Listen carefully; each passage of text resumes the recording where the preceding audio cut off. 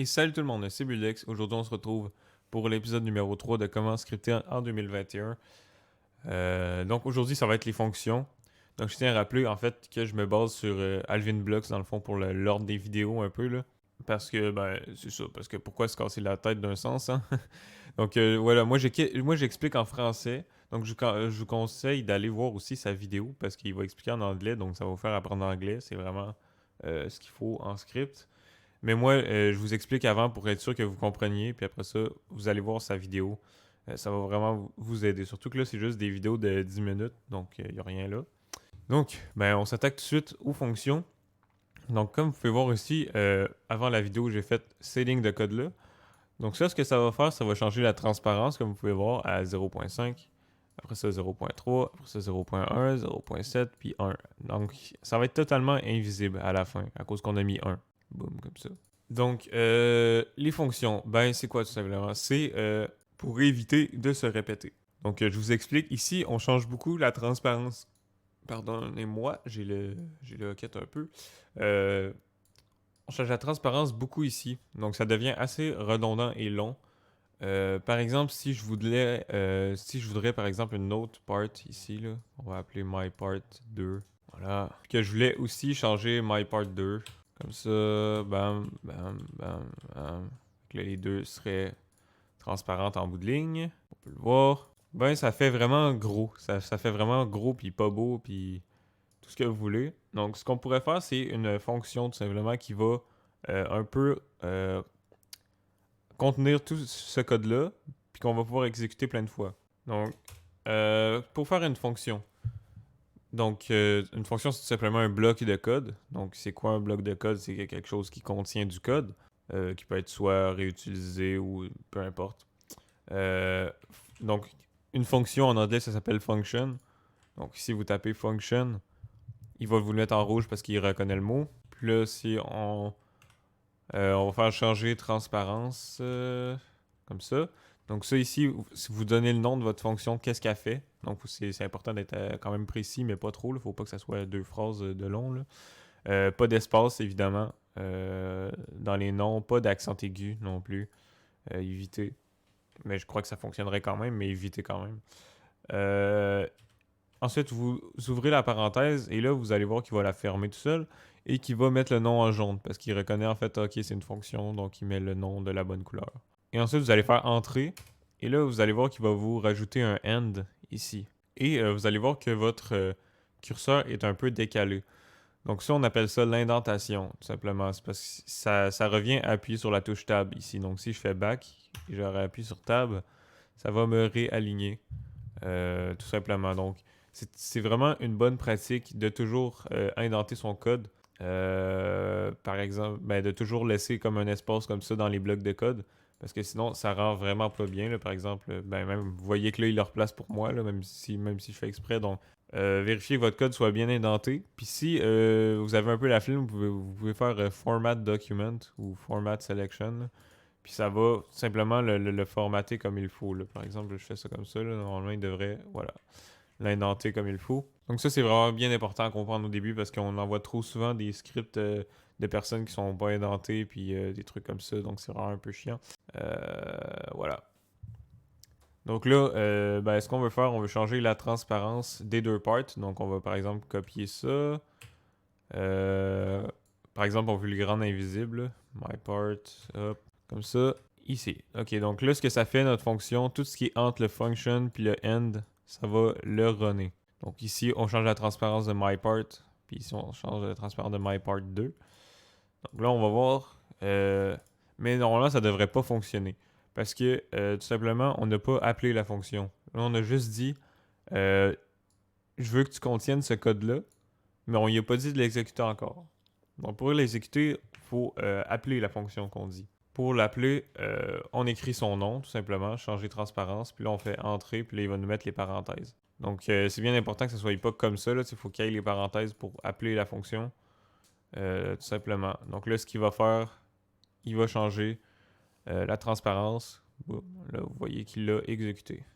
Donc ça, c'est bien beau de faire ça, mais en fait, notre code, il il est juste utilisable pour comme un cas si on veut le rendre invisible, on est obligé de changer les chiffres ici. Fait que là, on va parler aussi des paramètres d'une fonction. Donc, un paramètre, c'est quoi? C'est tout simplement une, euh, une donnée que vous allez pouvoir changer dans la fonction qui va faire qu'elle va être utilisable dans plusieurs cas.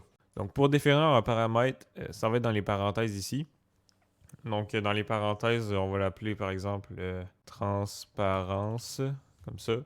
Donc, c'est vraiment important que ça soit dans les parenthèses. Donc, et là, ici, au lieu de mettre 1, on va dire, OK, tu vas utiliser la transparence ici. Donc là, il nous dit, hop, transparence, comme ça. Donc, on lui dit, tu vas utiliser le paramètre ici. Donc ça n'a pas besoin d'être entre guillemets parce que c'est pas une chaîne de caractères qu'on lui donne. Donc, c'est bien important de comprendre ça. Donc ici, vu qu'on n'a pas de paramètres, si on essaye, vu qu'on n'y a pas de données de transparence à définir, ben il va faire une erreur tout simplement. Ou ben il va pas se runner. Ouais, c'est ça, il va pas se runner. Vu que on l'a mis à.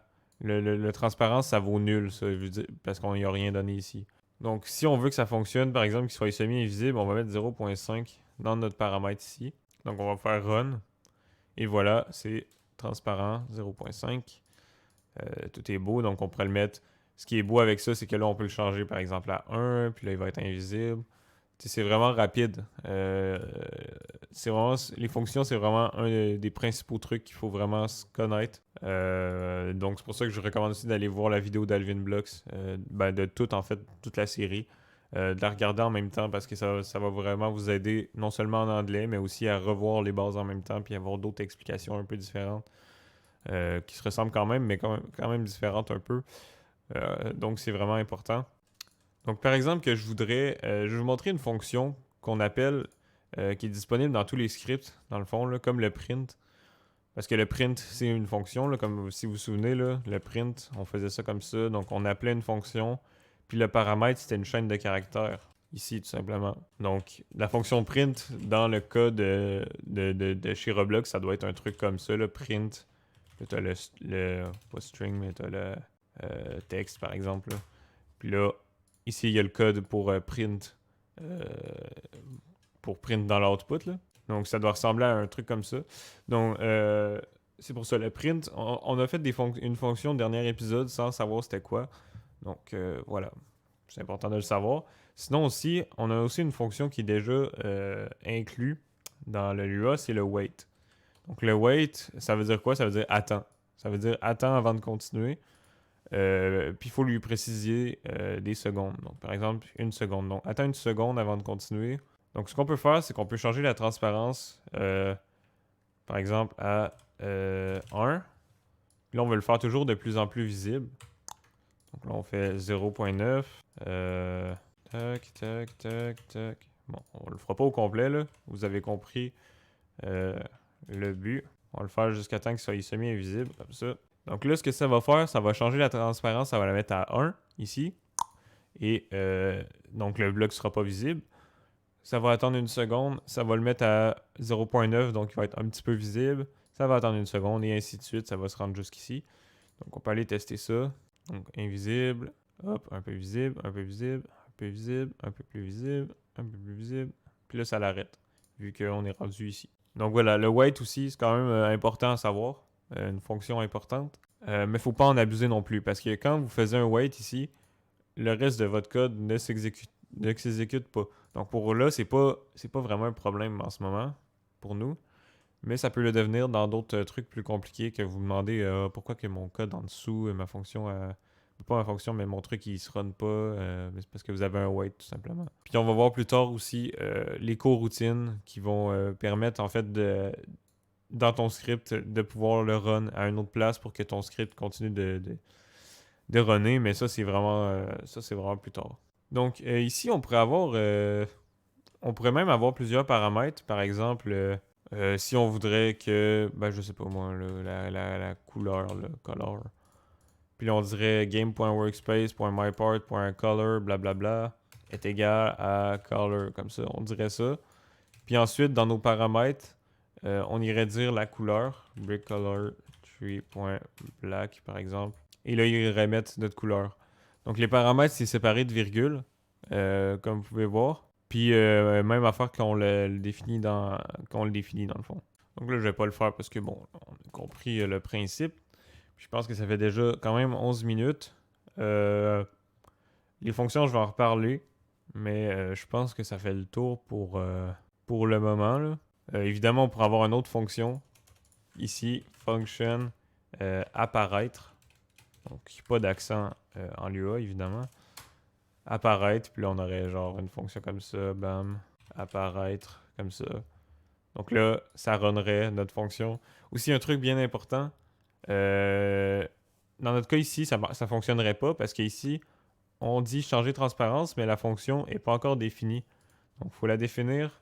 C'est ça qui est un peu tannant en Lua. Dans d'autres langages, vous aurez peut-être pas ce problème-là.